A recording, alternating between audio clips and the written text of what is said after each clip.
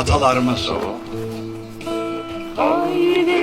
Mənim üçün əziz olan Mustafa Bağlılar, mən də bu kəndin sakinlərinin daşıdığı qandan daşıyıram.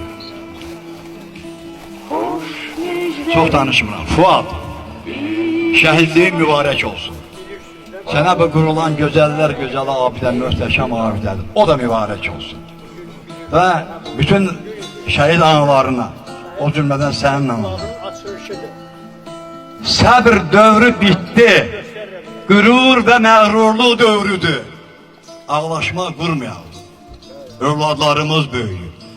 Fuad ona göre şəhid oldu ki, digərlərinin övladları atasız qalmasın. Ona göre şəhid oldu ki, digərlərin valideynləri oğulsuz qalmasın. Bəyəm buna ağlayarlar. Allaha acıq gedər.